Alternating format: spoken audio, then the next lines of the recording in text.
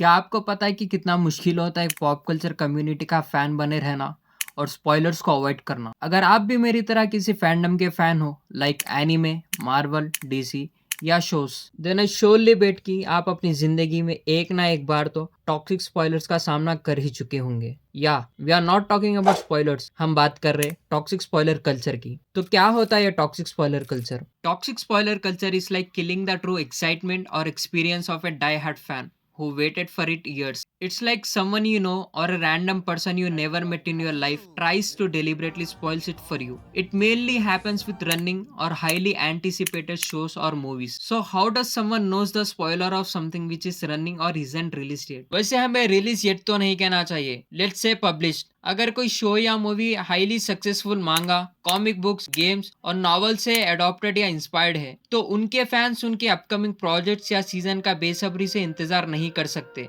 तो वो लोग इसके सोर्स मटेरियल को कंज्यूम करना शुरू कर देते। And that's not totally wrong by trying to know something if you can't wait और have the patience, but it gets worse when someone deliberately spoils the plot और twist by posting it on internet, commenting on the channels, and sometimes spoiling by sending the mails and super chat.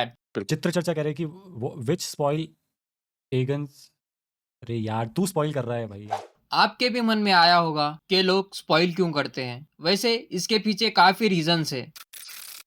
Knowledge is power. In the micro world of a fandom, knowing something others don't creates a temporary hierarchy.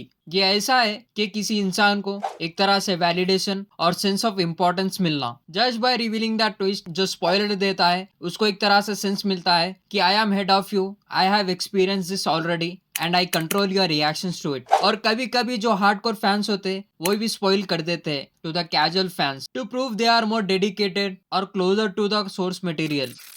और कुछ लोगों के लिए the goal isn't the movie itself but the reactions. जो लोग deliberately spoilers को internet पे post कर देते हैं, वो बस अपने कमेंट सेक्शंस में डाई हार्ड फैंस को रोता हुआ और झगड़ता हुआ देखना पसंद करते हैं। इससे उन लोगों को एक डोपामिन हिट मिलता है because they successfully disrupted a community. अब हम लोग ऐसे लूजर्स के साइकोलॉजिकल माइंडसेट पे भी बात कर लेते हैं जो इंटरनेट पे स्पॉयलर कल्चर को फैला रहे हैं।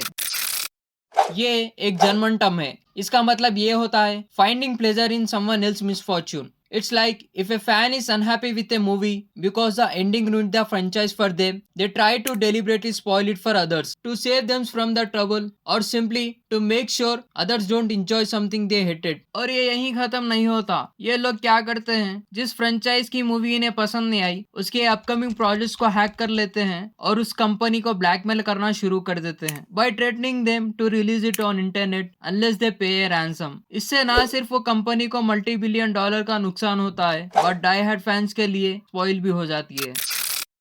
Now let's talk about my opinion. मेरा मानना है कि cinema is meant to experience and enjoy, और ये सबका राइट है to experience and enjoy the art by its true form, rather than ऐसे loser जो deliberately अपने personal motives and satisfaction के लिए ऑडियंस का एक्सपीरियंस स्पॉइल कर देते हैं। अगर मेरा वीडियो जो लोग स्पॉइल करते हैं उन तक पहुंचता है तो I want to ask you a question, किसी का एक्सपीरियंस खराब करके आपको क्या मिलता है? Do you think deliberately spoiling something will make me like you even more, or who hurt you so bad that you find the joy in taking away a tiny bit of happiness from others? I hope your life gets interesting enough that you don't have to do this for excitement anymore.